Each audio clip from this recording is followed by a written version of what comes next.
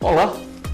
Estamos começando mais um episódio do Nova Lima, ontem, hoje e amanhã. Mas antes, não se esqueça de acessar e se inscrever no nosso canal no YouTube. Aproveite para assistir, deixar o seu like e compartilhar todos os nossos vídeos. Ative as notificações para não perder nenhum novo conteúdo. Acesse e se inscreva também no nosso perfil no Instagram para não perder nenhum Minutos Nova Lima, o nosso programa de vídeos animados que traz fatos interessantes e de forma rápida e descontraída. E por fim, fique com a gente até o final, pois o programa de hoje vem aí trazendo muita coisa bacana. Vamos lá?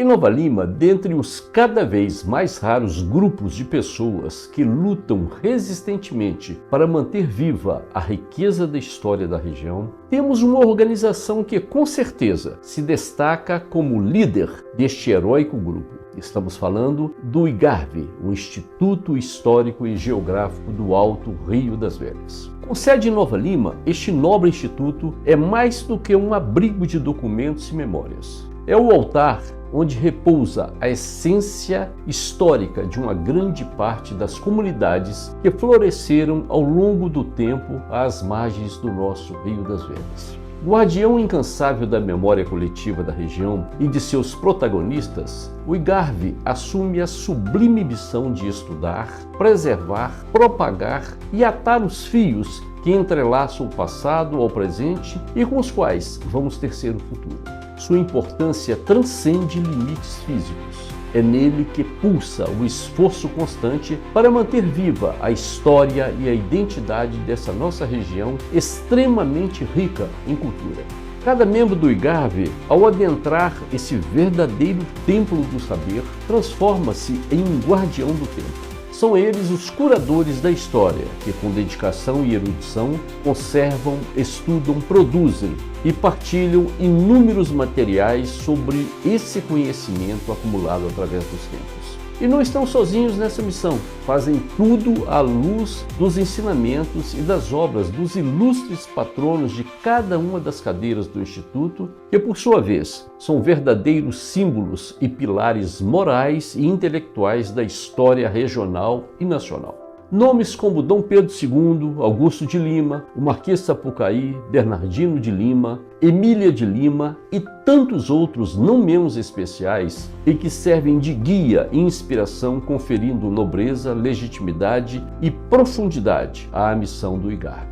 Nessa tarefa, seus membros se tornam coautores e sentinela dos registros. Dão voz aos documentos, personificam e conferem alma à transmissão de conhecimento. Merece destaque ainda o papel dos presidentes, que assim como os demais membros, se sucederam desde a fundação do Instituto. Cada um deles aceitou e desempenhou com honra e louvor a incumbência de zelar por este legado. Foram verdadeiros condutores de uma herança material e imaterial que não se limita à preservação do que já foi conquistado, acumulado e organizado, mas se estende ao compromisso de expandir o patrimônio cultural e histórico e os alicerces do Instituto para que ele permaneça sólido no transcurso do tempo. É por meio desta continuidade e fidelidade à sua maior missão que o IGARV garante às gerações vindouras o direito sagrado de beber na fonte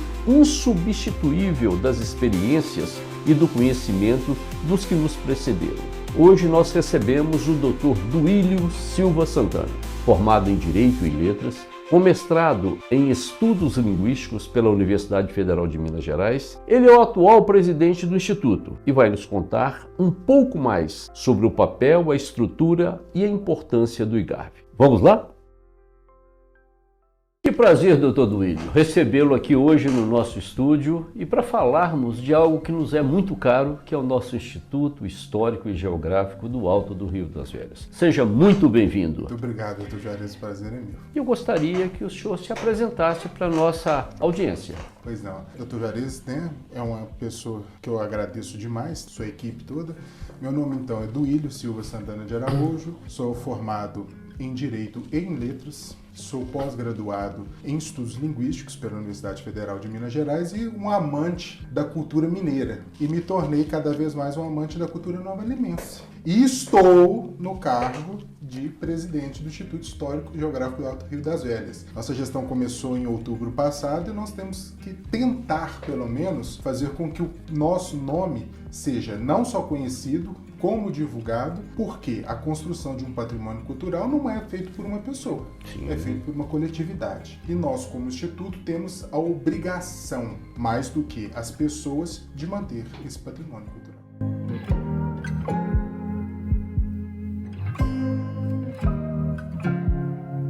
Como é que surgiu o Instituto Histórico e Geográfico Alto Rio das Velhas? Pois é, ele surge de um sonho de um ex-consórcio, né, ou associado, Braulio Casalar de Vilela, que já é falecido, mas conhecido acho que por todos os nova-limenses em geral, né? Ele, como pertencente do Instituto Histórico e Geográfico de Minas Gerais, ele um dia fala com um dos membros, né, que é o professor Celso Falabella de Figueiredo Castro, que também veio a integrar o Instituto Histórico e Geográfico do Alto Rio das Velhas, que ele tinha um sonho de construir um instituto que focasse na história de Nova Lima, porque ele sentia necessidade que essa cultura nova-limense fosse resguardada. Não que o Instituto Histórico e Geográfico de Minas Gerais não o fizesse, mas ele entendia que um Instituto Histórico e Geográfico regional daria maior relevância para essa questão. Sem dúvida. Né? E aí, numa das conversas que ele teve com o professor Celso Falabella, o professor Celso Falabella falou assim: Braulio, eu acho que esse instituto ele poderia abarcar mais do que Nova Lima, porque Nova Lima e as suas fronteiras, elas não são tão bem delimitadas. Então é necessário que você pegue a história de uma forma mais genérica. E aí, inicialmente, se pensou em um instituto que abarcasse Nova Lima, Raposos e Riacima. Então, inicialmente, por esse sonho do Braulio, ele procura, na época, a Secretaria de Cultura de Nova Lima, que era capitaneada pelo Abílio Abdu, né? E eles sentam e fazem uma síntese, né, do que seria, inclusive é o documento mais antigo que nós temos do Instituto, que seria os atos preparatórios para a criação deste Instituto Histórico. Como é que ele funcionaria, o que seria o de interesse do Instituto Histórico e Geográfico. E aí é montada uma comissão, uma equipe de trabalho inicialmente pelo próprio Abílio Abdu, o Braulio Casalardi, que seria o coordenador do projeto. A assessoria era feita pela Valéria Gomes Reis. Alcebiades Campbell, que ainda é o nosso associado, participaria dessa comissão, junto com o Antônio Camargo. E eles ficariam com a incumbência de fazer um projeto para ser apresentado à Secretaria de Cultura para a criação de um Instituto Histórico e Geográfico. Inicialmente vinculado à Prefeitura, mas é uma sociedade civil particular, sem fins lucrativos, que não tem uma vinculação com a Prefeitura, apesar de prestar relevantes serviços para a Prefeitura de Nova Lima. E essa reunião, ela se dá em 12 de novembro de 2001 e ali é o start. Ali começa o sonho a virar realidade. E no dia 20 de março de 2002, eles resolvem encerrar essas reuniões preparatórias e tem o projeto maduro para ser apresentado. E já marcam dia 10 de abril de 2002 como dia para que o Instituto nasça. E nesse dia, ele nasce. E quem foram os fundadores? Ou quem são? Porque eu tenho certeza que ainda temos alguns aqui. Sim. Inicialmente, nós tínhamos por fundadores o próprio Abdu Lopes, né? O doutor Alcebiades Campbell Filho, que ainda é nosso consórcio, está conosco lá, então, há 23 anos. Antônio Laércio Milarete Camargos, que estava na comissão. O Braulio Casalardi, que veio a ser o primeiro presidente do Instituto Histórico e Geográfico. Carlos Alberto Martins Ribeiro, o Dr. Celso Falabella, Désio Cafieiro, que está conosco até hoje, a Eunice Silva, que está conosco também até hoje, que veio de Riacima, inclusive foi a primeira secretária na época, a Fabiola Simões Félix, esposa do Dr. Juvenil Félix. Isso, que permaneceu por longa data no Instituto, fez um trabalho primoroso quanto à divulgação do Instituto dentro dos organismos estatais de Nova Lima. Fernando Mata Machado, Geraldo Dirceu de Oliveira, Jesus Dumont Batista, José Arcanjo do Couto Bolsas, José Celso da Silva Piranho, José Francisco de Paula Sobrinho, Juvenil Tibúrcio Félix, Lincoln Alves de Oliveira, que está conosco até hoje, Dona Maria Efigênia Lloyd, que escreveu durante muito tempo no jornal, né? Muito tempo. Fundo do baú. É, uma mulher além de seu tempo, porque a voz feminina, no século XX, ainda era calada. E aqui você pensar numa mulher da envergadura dela fazendo parte do nosso instituto, para mim é algo fenomenal. Além disso, nós temos o Moacir Nunes de Souza, que ainda está conosco até hoje, Dona Nancy, que também é fora da curva, né? E está no instituto até hoje. Até hoje, com seus mais de 90 anos, que é uma alegria sempre recorrer a ela, porque ela também é uma história viva de Nova Lima. A Valéria Gomes Reis, o Walter Taveira, Gonçalves Taveira, que está conosco até hoje também, e Dr. Volmar Olimpo Nogueira de Borges, que está vivo, mas não faz parte mais do Instituto, por hora, né? Mas esses são os fundadores. Eles estavam lá no dia 10 de abril de 2002, assinaram a ata com a presença de personalidades. Lá nós tínhamos representantes dos 3 municípios iniciais, Nova Lima, Riacima e Raposos, estavam com seus prefeitos presentes, com secretários de cultura presente. Nós temos um ofício do governador do estado à época, mandando um representante. Olha. Eu gosto de uma frase do Braulio, né, no seu discurso de abertura, quando ele vai assumir já como presidente, ele fala assim: vamos começar fazendo história. Então, ou seja, ele já tinha esse viés da necessidade que nós temos ontem, hoje e amanhã, de fazer com que a cultura material e imaterial seja preservada. A preservada a qualquer custo? Depende, mas sempre o interesse público ele tem que sopesar a cultura. Aquela placa que estava na casa do Marquês de Sapucaí, ela foi recuperada? É lixão que ela foi recuperada? Não, o que acontece? As coisas do universo, vamos dizer assim, que acontecem, né? Deus permite que aconteça. Primeiro, você tem que ter uma pessoa com um olhar muito acurado para o que está fazendo. No caso foi o Dr. Ricardo. Dr. Ricardo, num ferro velho em Belo Horizonte, passando, ele passa, ele vê uma placa, aquilo lhe chama a atenção. Ele volta, era a placa da casa do Marquês de Sapucaí, que foi vendida a preço de metal. E que está lá hoje conosco, né? Sim, Dr. Ricardo pagou o preço que pediram, fez o termo, nós temos o termo de doação para o Instituto, porque a casa foi derrubada. Sim. O que é uma tristeza, porque era parte do patrimônio de Nova Lima.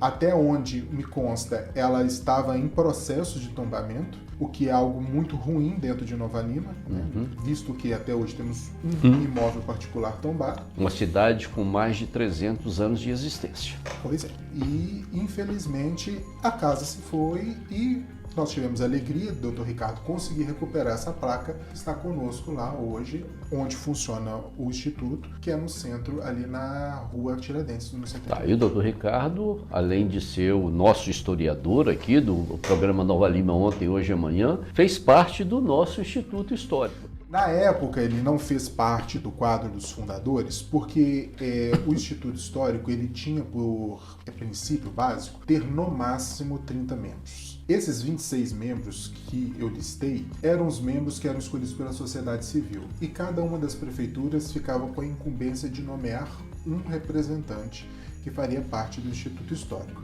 Mas já em 2005 nós temos essa correção. O nome dele é aprovado, aumentaram-se o número de cadeiras e ele foi convidado a fazer parte do Instituto Histórico. E foi presidente do Instituto. Sim. Na época, inclusive, que a placa foi entregue, ele era presidente do Instituto. Que, por graça do destino também, graças a Deus, era os 10 anos do Instituto. Olha. O Instituto estava completando 10 anos, foi numa comemoração linda no Lions Club. dirigida na época pela Nancy, e que Dr. Ricardo devolve ao Instituto Histórico e à Sociedade Nova-Limense a placa do Marquês de Sapucaí, que estava perdida. E, ainda pegando o gancho do Dr. Ricardo, o Dr. Ricardo, ele tá lá no ontem e tá no hoje também. Sim. Né? Porque nós tivemos a graça de dar a ele, né, de ser o primeiro sócio benemérito do Instituto Histórico Geográfico do Alto Rio das Velhas. Porque ele, como diz o próprio diploma, ele não só contribuiu com a cultura nova-limense, ele contribui com a cultura mineira, com a cultura brasileira. Um outro assunto que eu acho interessante é a questão da escolha dos patronos. Porque foi algo que eles ficaram 4 anos discutindo quem entraria nessa lista dos patronos. Porque, como o Instituto ele tinha um caráter regionalizado nessas 3 cidades, era necessário que nomes relacionados a essa localidade fossem lembrados. Inclusive alguns, como por exemplo Padre Quintiliano, Alves Teixeira Jardim, que foi bispo, Francisco Rodrigues Penteado, são nomes que vão sair depois desse hall. E entraram outros nomes de grande relevância, como Pedro I, Pedro II. Não deixando de lado os grandes nomes da cidade, Augusto de Lima, Bernardino de Lima, que eu tenho uma paixão especial por ele. Nós fizemos um programa só sobre a família Lima. Com o Marcão, né? Marcão, o Marcos também Vinícius, lá do Instituto. Inclusive, na época do programa, ele me procurou para saber a questão da certidão de nascimento de Dona Emília, né? Emília de Lima. Dona Emília de Lima. Que eu conseguia a certidão de nascimento de todos os filhos, né? O assento de nascimento de todos os filhos do José Severiano, né? O Augusto de Lima é uma pessoa fora do comum, óbvio, mas toda a família também, né? Do Bernardino e principalmente Dona Emília de Lima, uma mulher que morreu exercendo seu ofício, infelizmente, né? Tentando proteger a nossa cultura. Em 2004, esse hall de cidades que vão ser abarcadas pelo Instituto Histórico vem aumentar. Nós tínhamos Nova Lima, Raposa e Riacima, e aí nós passamos para... Aí nós passamos a ter... Em Belo Horizonte nós já tínhamos de forma discreta alguns membros que já faziam parte de Belo Horizonte, mas aí nós vamos ter oficializado Ouro Preto, Itabirito, Caeté, Santa Luzia. E apenas em 2023, no nosso último reforma do Estatuto, é que entra a contagem também. Então são 9? São 10. 10. São 10 municípios que são os que realmente sofrem algum grau de influência da bacia do Alto Rio das Velhas. Porque senão não faz sentido o nosso instituto ter o nome que tem, né?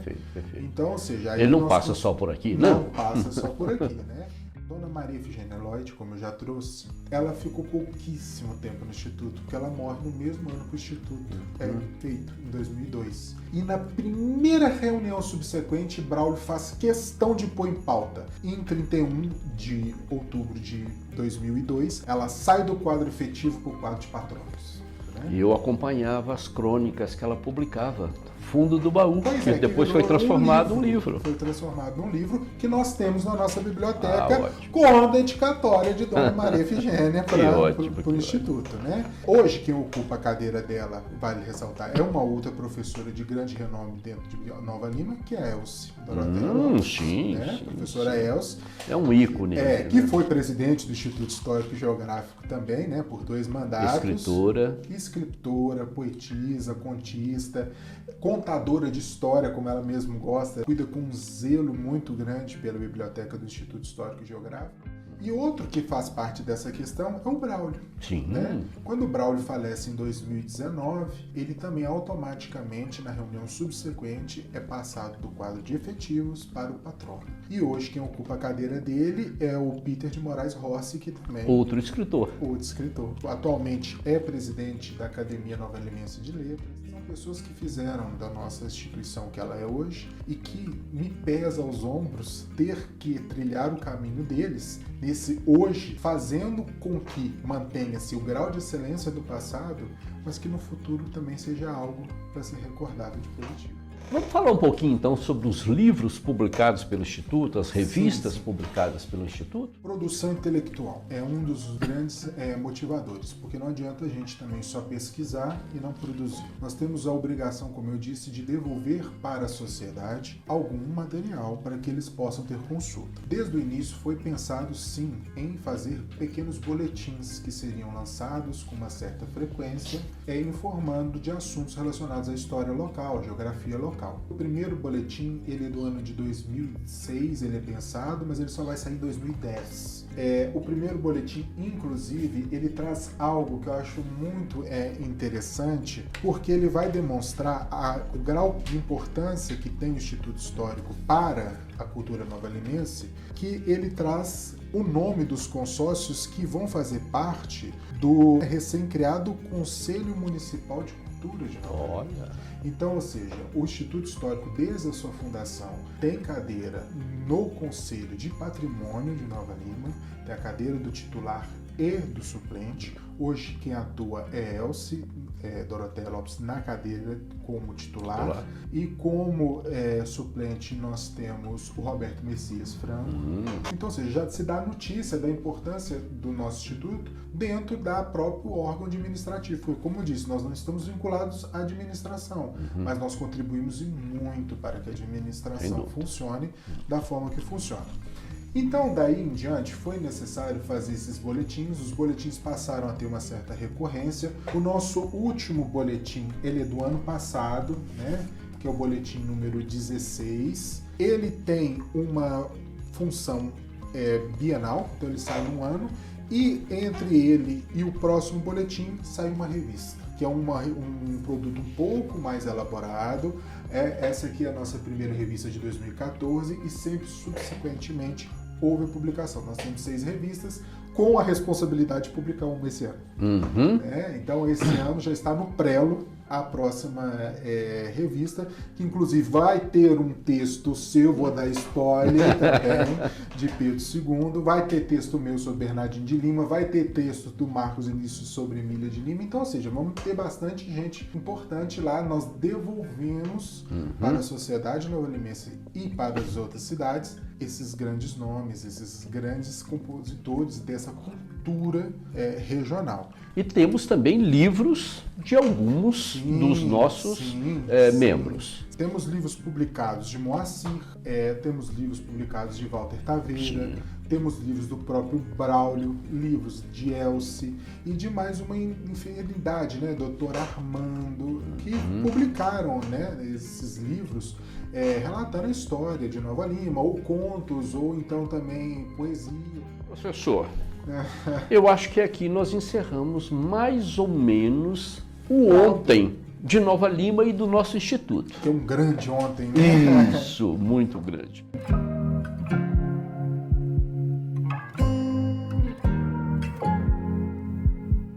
Vamos falar um pouquinho do presente, e um presente ligado ao passado, Claro. que seria a preservação de imóveis de Nova Lima. Doutor Juarez, fantástico essa sua intervenção, porque sempre que a gente fala de cultura, nós temos que ter ideia de duas coisas. Preservação de cultura é da cultura material e da cultura imaterial. Grande parte das coisas que não vemos é cultura. E essa cultura material e imaterial, ela sempre, desde o início do Instituto, foi uma preocupação. Eu trouxe uma ata de 2003, de junho de 2003, em que, na época, o professor Celso Falabella, ele vai trazer essa questão da conservação patrimonial como uma necessidade a ser apresentado à Prefeitura de Nova Lima por meio de ofício do Instituto Histórico e Geográfico do Alto Rio das Velhas, para a preservação do patrimônio de Nova Lima. E na época nós temos 4 intervenções que são feitas por 4 consórcios que estão vivos e que estão presentes no Instituto até hoje. Na época, A preocupação é antiga, desde o início do Instituto. Uma preocupação de 22 anos, né? E claro que era uma preocupação anterior, tanto que o Braulio tinha essa preocupação de fazer um instituto para preservar essa cultura. Na época, o senhor Alcebiades, né, Campbell, como estava na reunião, ele fala em fazer um ofício para a Prefeitura de Nova Lima, informando os prédios que eram necessários fazer a sua manutenção, ou pelo menos alguma obra de reparo, e fazer também um levantamento. Na época, o Lincoln, ele vai falar assim, olha, tudo bem, fazer a preservação e tombamento é necessário, mas não é só isso. Como é que nós vamos cuidar disso no presente, no futuro? Vamos reformar e depois fazer o quê? Quem que vai preservar, continuar preservando? Aí, automaticamente, o Désio fala assim, você toca num assunto que é muito necessário, financiamento. Quem vai pagar? é órgão público? E por fim, o Walter vai falar assim, não, nós temos que extrapolar o poder público, temos que procurar também na área privada. E infelizmente, isso é relatado por Walter na época, nós temos empresas, ele não cita nomes, eu também não vou citar, que estão em Nova Lima, usam dos recursos naturais e minerais de Nova Lima e não investem em Nova Lima. Os investimentos às vezes vão para fora e não ficam aqui dentro. E hoje nós temos as grandes construtoras Que estão usando dos recursos hídricos, minerais, todos de Nova Lima e o retorno para Nova Lima. E essa conservação patrimonial, essa consciência que tinham que ter, não tem, infelizmente. E numa outra ata que eu também trago, essa já de 2004, sobre, aí como eu disse, o patrimônio material e agora o imaterial, sobre o nome de Nova Lima. Na época, o Walter e o Braulio estavam discutindo, parece que o relançamento do livro do Braulio sobre Nova Lima, essa questão surgiu dos nomes oficiais de Nova Lima. E no Dicionário Histórico e Geográfico de Minas Gerais, do Valdemar de Almeida Barbosa, traz 5 nomes oficiais para Nova Lima. E eles discutem, olha, não, nós temos nos documentos oficiais apenas 4 nomes. O primeiro nome vai ser Campos de Congonhas ou Freguesia de Nossa Senhora do Pilar de Congonhas, que vai ser o nome que vai aparecer nos primeiros documentos no início do século XVIII, 1701, em sequência, até 1740. Depois o nome Congonhas de Sabará, vinculado às vezes também como Freguesia de Nossa Senhora do Pilar do Congonhas de Sabará, que vai de 1740 a 1891, um lapso temporal enorme. Com a República, nós temos a ideia de que é um Estado laico, então esses nomes católicos vão começar a ser retirados, né? Então vira Vila Nova de Lima, que vai de 1891 até 1923 e finalmente Nova Lima, a partir de 1923, né? E aí eles vão rechaçar um dos nomes que está lá, que é Congonhas das Minas de Ouro. Eles entendem que nenhum documento traz isso, e então nenhum membro do Instituto deve escrever sobre isso. Então, ou seja, você vê que o interesse em preservar a nossa cultura material e imaterial. Porque não é uma discussão qualquer. Isso aqui acabou indo para as escolas, né? Da forma como está aqui. Então é algo muito interessante, porque é um dicionário publicado que eles estão questionando. Justamente. E questionando com fundamentos. Então, a importância do Instituto nessa questão da preservação do patrimônio, não só ontem, mas como hoje, sempre foi pauta. Vamos chegar aqui hoje, né? E a sede do IGARV?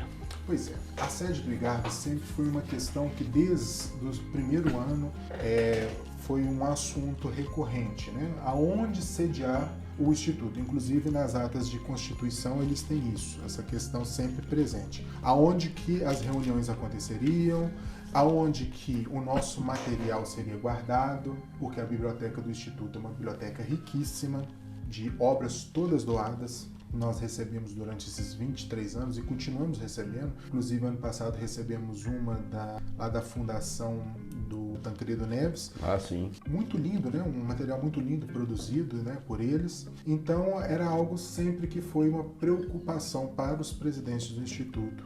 O Braulio Casalar, por várias ocasiões, já no ano de 2002, ele sugere uma casa em Honório Bicário. Infelizmente eu não tenho o nome dessa casa, né, a localização, mas seria uma casa em Honório Bicário que seria cedida para o Instituto Histórico pela Prefeitura de Nova Lima. Depois, no ano de 2003, nós temos também já uma perspectiva de que o espaço seria onde funcionou a máquina do Gaia, mas também não foi para frente essa questão. E é um prédio lindíssimo. Pois é. Já no ano ainda de 2003, no finalzinho do ano, o presidente ele fala que esteve em contato com a Secretaria Municipal de Cultura e que nós iríamos utilizar o prédio que a gente utiliza até hoje, que é o Centro Cultural, ali na Tiradentes 78, né? E que além disso teríamos um repasse mensal de verba da Prefeitura. Esse repasse nunca chegou, tá? Até onde me constam as atas também, nunca chegou. O secretário municipal de cultura foi convidado ao Instituto para decidir essa questão da sede. E aí, na época, ele falou, olha, vocês podem continuar utilizando o Centro Cultural, que no momento vai ser transformado num arquivo público, mas vocês podem continuar nas dependências e os membros podem continuar realizando as reuniões.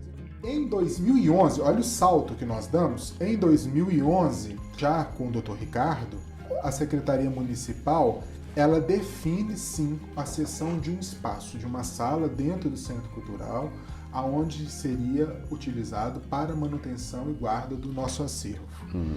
Foi prometido não só isso, mas também a aquisição de imóveis, como armário, cadeira. Os armários foram comprados pelo Instituto Histórico, estão lá. Os armários, nós temos 5 ou 6 armários com esse arquivo lá, mas nós não temos mais a sala só nossa. Ela é compartilhada com os membros da questão administrativa e até mesmo com a Academia Nova Limense de Letras.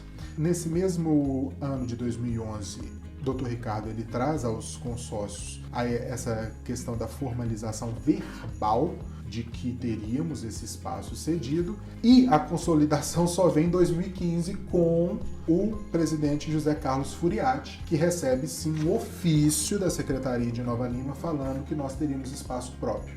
O que aconteceu até o ano de 2022, aonde nós agora não temos mais a cessão do espaço só para nós, da sala só para nós. A sala é compartilhada com essas outras entidades. Infelizmente. Mas nós demos um grande passo agora, muito recentemente, né? Muito pra recentemente. Nossa alegria. Nós temos 2 grandes passos, na verdade, vou lhe corrigir. Em 2005, nós temos uma ata em que o atual tesoureiro na época, o Carlos Alisson, que também foi presidente do Instituto Histórico e Geográfico, que conste, ele falou da necessidade de se abrir uma conta jurídica em nome do Instituto Histórico, que foi a época que começou a se movimentar dinheiro do Instituto Histórico e Geográfico com as contribuições dos seus sócios. Essa conta foi aberta em fevereiro desse ano. Então, eu acredito que isso é uma grande aquisição. Foi uma promessa que fiz na época, tomamos posse em outubro, e graças a Deus consegui cumpri-la em fevereiro. Outra grande promessa que nós fizemos foi enquadrar o Instituto Histórico e Geográfico do Alto Rio das Velhas como uma sociedade civil de interesse público municipal. Isso é fundamental. Por quê? Reconhecimento pela prefeitura nós temos desde a fundação. Aliás, o IGARV foi gestado dentro da Secretaria de Cultura. Né? Nós temos a primeira manifestação desse interesse em 30 de outubro de 2003. E só 22 anos depois, que foi mês passado, que nós conseguimos o reconhecimento através do projeto de lei 2537 de 2025, de autoria do vereador Pedro Dornas, a qual fica nosso agradecimento, não só a ele, mas a todos os vereadores, porque foi aprovado por unanimidade pelos vereadores, né? Quando nós passamos de uma categoria de uma entidade civil para uma entidade civil de reconhecimento por lei, eu acredito que muda a chave. O papel fundamental do Instituto Histórico e Geográfico é reconhecido. É a prefeitura chancelando tudo que foi feito anteriormente, pelos nossos antecessores. E mais do que isso, confiando na nossa atuação para o futuro.